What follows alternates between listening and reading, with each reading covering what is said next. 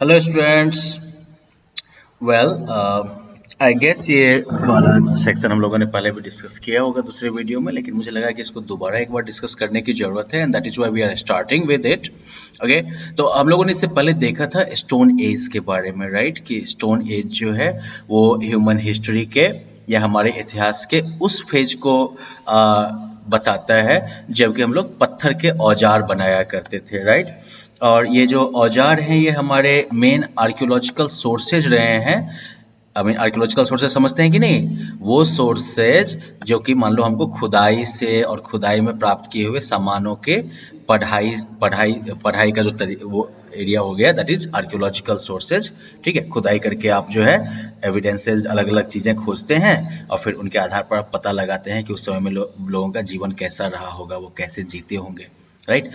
तो ये टूल्स जो हैं वो इन आर्कियोलॉजिकल सोर्सेज के तौर पर जो है काफ़ी यूजफुल हैं, और इनके द्वारा हमको जो है अर्ली ह्यूमंस जो बहुत पहले जो हमारे पूर्वज थे उनके जीवन के बारे में जानने को मिलता है, राइट? तो अब किस तरह के स्टोन टूल्स ये लोग यूज करते थे उस आधार पर हिस्टोरियंस जो हैं उन्होंने स्टोन एज को 3 हिस्से में बांटा है। ये हम लोगों ने देखा था पिछली क्लास में ही, Palaeolithic age, Mesolithic age and then Neolithic age. अब इस बार जो है हम लोग पैलियोलिथिक एज को पढ़ने वाले हैं। पैलियोलिथिक एज जो है वो 500,000 ईयर्स से जो है 10,000 BCE, बिफोर क्रिश्चियन एरा, ये जो है इस पीरियड को कवर करता है। ठीक है ना, मतलब कि मोटा मोटी क्रिश्चियन एरा से 5 लाख साल पहले से लेके 10,000 साल पहले तक का जो पीरियड है ये किस में कवर होता है? पैलियोलिथिक एज में। You have to note it down, ठीक है, याद रखने की चीज है। अब देखो, पैलियोलिथिक जो है वो ग्रीक वर्ड पैलियोस से निकला है, ठीक है, और लिथोस से निकला है। तो पैलियो का मतलब क्या हो गया? ओल्ड, ओके, और लिथोस का मतलब हो गया स्टोन। तो मतलब कि ओल्ड स्टोन एज, इसको हम लोग जो है पूरा पाषाण युग भी कहते हैं हिंदी में, खैर रहने दो इसको। It is basically old stone age, okay, paleolithic age. Okay, इस समय के स्टोन टूल्स या फिर केव पेंटिंग्स जो हैं जो इस समय से हैं वो जो है इंडिया के कई हिस्सों में मिले हैं। अब इंडिया में जो ये डिफरेंट जो ये स्टोन टूल्स या केव पेंटिंग्स वगैरह जो मिले हैं, या फिर कह सकते हो कि पैलियोलिथिक एज के जो आर्कियोलॉजिकल एविडेंसेस हमें मिले हैं, उसके आधार पर जो है इन पैलियोलिथिक साइट्स को 3 हिस्सों में बांटा जा सकता है। ठीक है, पूरा पाषाण युग के या ओल्ड स्टोन एज के इन साइट्स को, इन जगहों को जहाँ से ये अवशेष मिले हैं हमें, ठीक है, उसको 3 हिस्से में हम बांट सकते हैं। Okay, habitation sites, factory sites, habitation cum factory sites. Habitation sites का मतलब हो गया वो जगह जहां पर कि अर्ली ह्यूमंस जो थे वो रहते थे। Okay, these were the sites where early humans lived. ये वो साइट्स थे जहां पर कि अर्ली ह्यूमंस रहते थे। Most of these sites included caves and rock shelters. ज्यादातर जो ये जगह है इसमें आपको केव यानी गुफाएं मिलेंगी, या फिर रॉक शेल्टर्स मतलब पहाड़ जो है, पत्थर जो है वो बढ़ा रहेगा आगे तक और उसके नीचे ये लोग रहते होंगे। These shelters acted as natural shelters from the rain, heat and wind. ये जो शेल्टर्स थे, चाहे केव्स हो या रॉक शेल्टर्स हो, ये जो है एक प्राकृतिक शेल्टर, प्राकृतिक जो है आवास का काम करते थे इनके लिए। ठीक है ना, जो कि इनको प्रोटेक्शन देते थे या शेल्टर प्रदान करते थे, किसके अगेंस्ट? रेन से, हीट से और विंड से। ठीक है, तो ये प्राकृतिक आश्रय था इनका, कह सकते हो तुम। ठीक है, रॉक्स या केव्स ये सब जो थे वो क्या थे? इनके नेचुरल शेल्टर्स या प्राकृतिक आश्रय, जो कि इनको रेन, हीट या विंड इन सब से आश्रय प्रदान करते थे।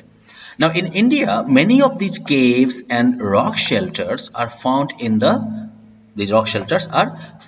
the Vindhyas and the Deccan Plateau.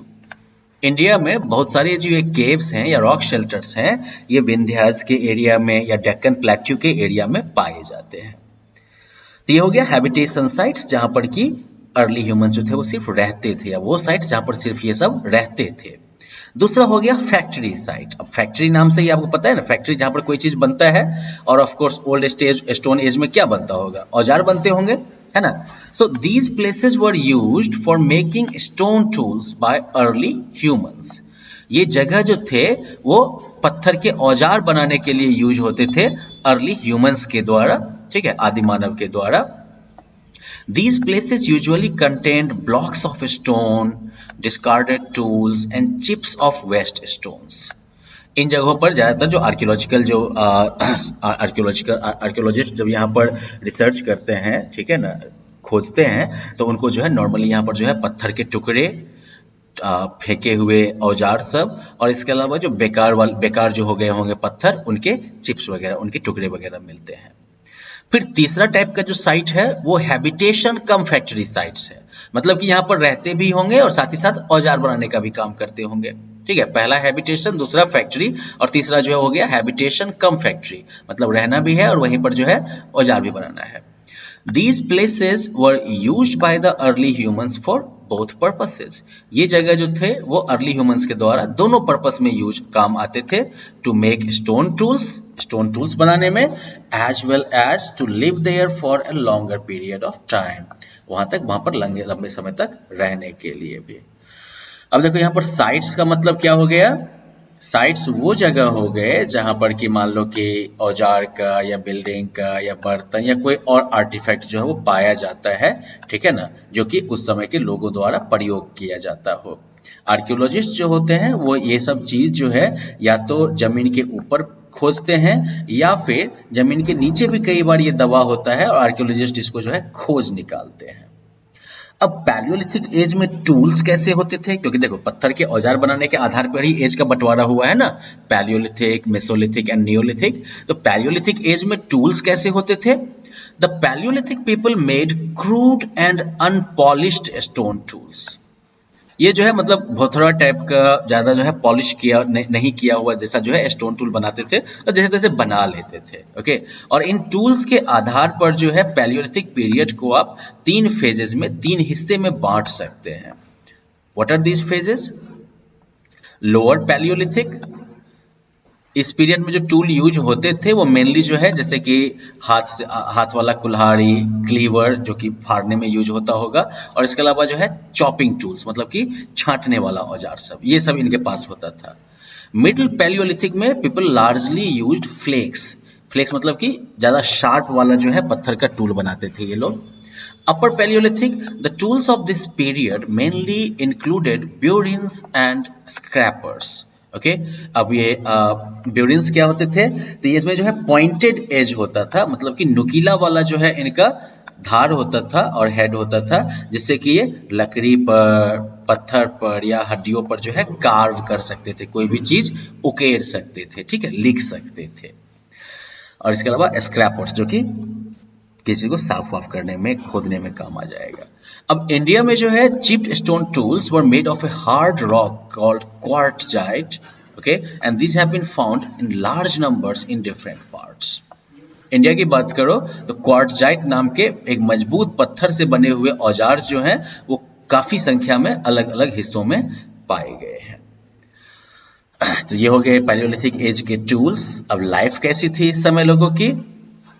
तो paleolithic age is also known as the old stone as.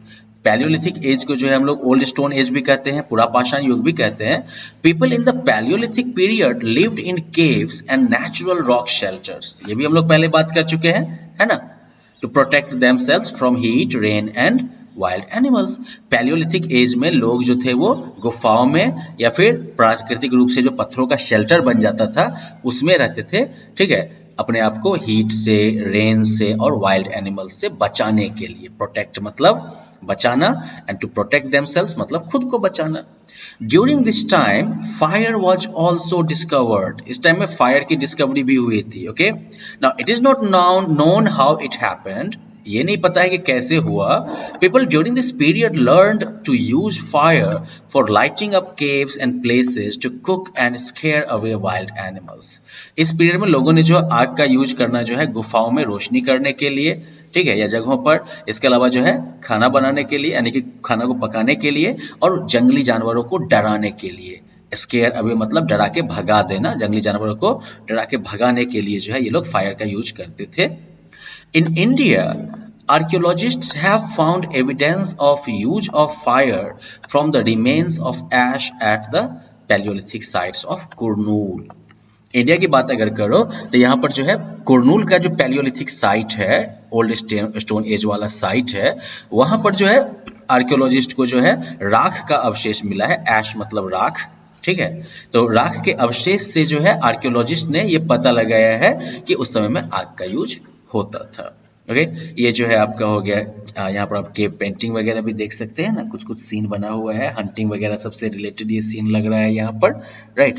This is a केव, ये केव पेंटिंग भी आप का एग्जाम्पल हो गया ना। इस समय में जो है यही जो केव पेंटिंग्स जो पैलियोलिथिक एज में लोग बनाते थे, पैलियोलिथिक एज के जो अर्ली ह्यूमंस थे वो जो ये केव पेंटिंग्स वगैरह बनाते थे, paintings and engravings found at rock shelters used by Palaeolithic people, इनसे हमको जो है उस समय के सोशल लाइफ और इकोनॉमिक एक्टिविटीज के बारे में काफी कुछ जानकारी मिलती है। I won't call it economic activities, क्योंकि वहां पर इकोनॉमी नाम की कोई चीज तो नहीं थी एज सच, लेकिन हाँ ये जरूर कह सकते हैं कि उनके जो है अपने लाइफ, अपने जीवन को चलाने के लिए जो डिफरेंट एक्टिविटीज वो करते थे, उस सेंस में क्या क्या करते थे उसकी जानकारी हमें मिलती है। पैलियोलिथिक साइट्स इंडिया में जैसे कि भीमबेटका है, आदमगढ़ है, प्रतापगढ़ है और मिर्जापुर है, यहाँ पर हमें जो है केव पेंटिंग के एविडेंसेस मिलते हैं, राइट। ये वाला केव पेंटिंग कहाँ का है?